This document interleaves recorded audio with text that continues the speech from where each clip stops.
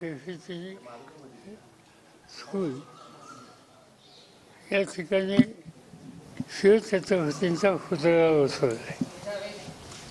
तो पुतळा बसवण्याच्या म्हणजे शाहू राजांचा हात होता आणि शाहू राजांनी बसवलेला तो पुतळा त्या ठिकाणी शिवजयंतीचा कार्यक्रम असतो आणि त्या कार्यक्रमाचं वैशिष्ट्य असं की शाहू महाराज म्हणजे थोरले साहेब महाराज त्यांच्या कुटुंबाचं कुणी नसतं कुणी त्या ठिकाणी येत असतं आणि कालच्या कार्यक्रमाला माधवजी राजे आणि शाहू साहेब महाराज हे येणार होते पण ते येऊ शकले नाहीत, विलंब झाला. तो कार्यक्रम आम्ही उरकून घेतला आणि त्यामुळं दुसऱ्या दिवशी माझा कार्यक्रम कोल्हापूर असल्यामुळं मी ठरवलं की कालच्या कार्यक्रमात त्यांची माझी भेट होऊ शकली नाही, तर आज आल्यावर कथाक्षणात त्यांना जाऊन भेटायचं.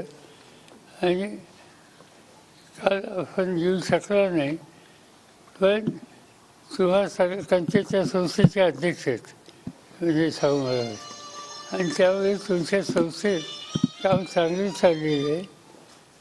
आपण भेटू शकलो असतो तर आनंद झाला असता, पण थोडा विलंब झाला यायला म्हणून ही भेट झाली नाही. आणि आज कोल्हापूरला आलो आहे तर आपल्याला भेटून जावं या हेतूने मी आलो. लोकसभा निवडणुकीच्या पार्श्वभूमीवर खरं तर ही भेट होती असं देखील चर्चा आता सुरू आहे. खरं तर असं झाली का चर्चा? आपण स्पष्ट केलं पाहिजे साहेब, कारण कसं आहे की कोल्हापूर लोकसभेमध्ये शाहू महाराजांच्या नावाची चर्चा सुरू आहे, दुसरीकडे संभाजीराजांच्या नावाची चर्चा सुरू आहे. असं आमच्या तर कानावर नाही हो. काय कुठनं आलं हे? पण आपल्याला हे आवडेल का? कारण गेल्या अनेक दिवसांपासून ही चर्चा जी आहे ती कोल्हापूरमध्ये सुरू आहे, महाराष्ट्रात सुरू आहे. महाराजांची पण ह्यापूर्वी पण इच्छा होती एकदा खासदार व्हावं.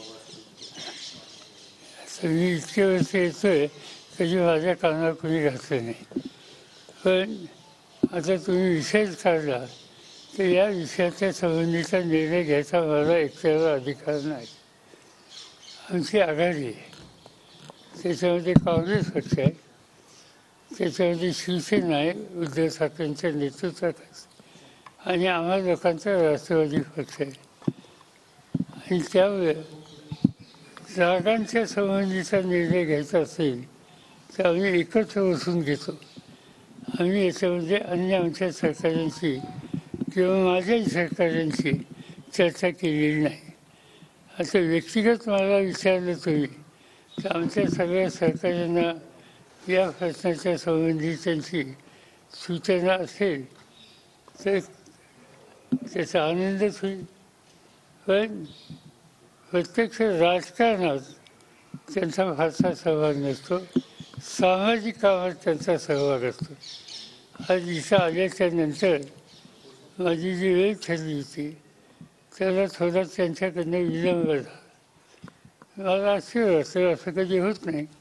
पण नंतर कळलं की व्यंकटराव भोसले एक उपयुक्तांच्यामध्ये काम करणारा व्यक्ती, भटक्या विमुक्त जातीचा, त्यांच्या कार्यक्रमाला ते गेले.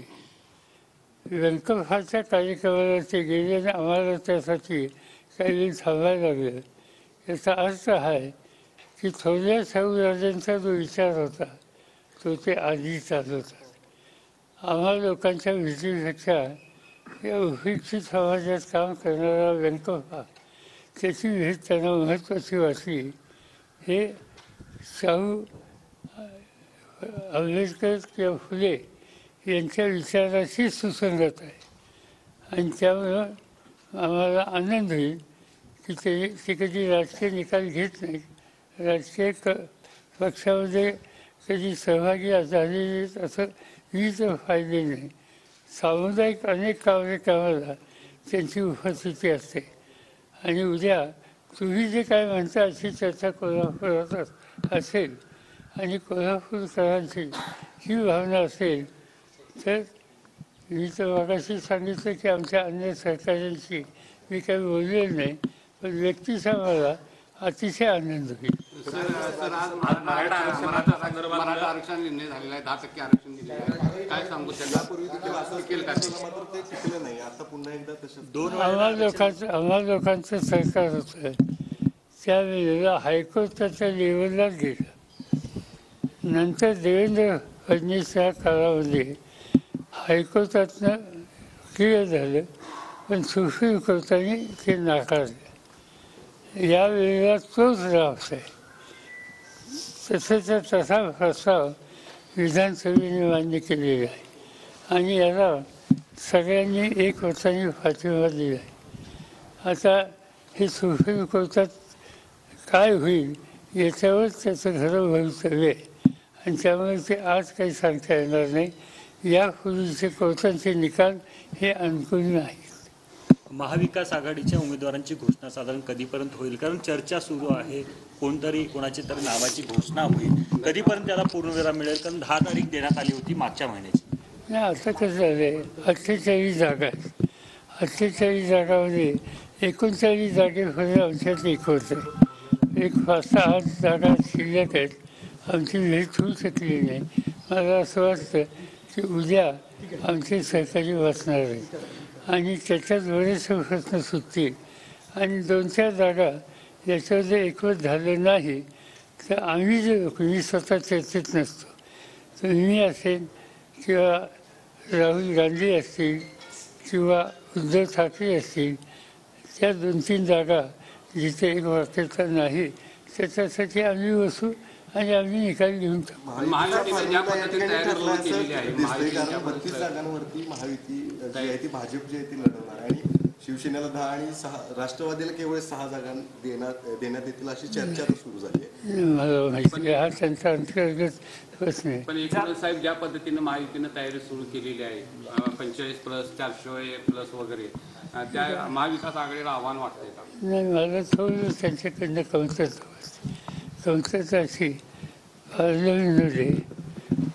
एकंदर जागा 488 आहेत ना, किती?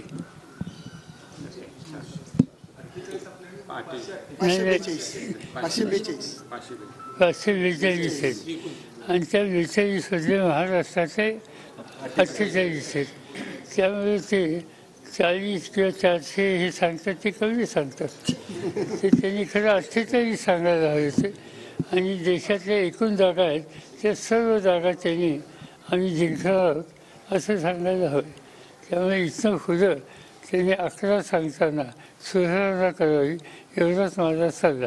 मराठा आरक्षणासाठी मनोज जरांगे पाटील प्राणपणाला लावून लढतायत, त्याची फसवणूक पुन्हा एकदा झाला. ओबीसीतून मराठ्यांना आरक्षण द्यावं अशी मागणी मनोज जरांगे पाटलांनी केली. असं आहे की त्यांचं मी स्टेटमेंट आता पाहिलं की उद्याच्याला त्यांनी बैठक बोलवली. उद्याच्या बैठकीमध्ये आमची भूमिका आम्ही स्पष्ट करू असं म्हणले आणि त्यामुळे एका सेन्सिटिव्ह आणि अत्यंत महत्त्वाच्या प्रश्नावर आणि ज्यांनी हे सगळा संघर्ष सुरू केला ते उद्याच्याला त्याच्यावर देणार असतील तर मला असं होतं आज त्याचं बोलणं योग्य नाही आणि म्हणून एक दिवस मी थांबेन आणि त्यानंतर मध्ये राज ठाकरे जे आहे ते माहितीमध्ये जाणार अशी चर्चा आहे.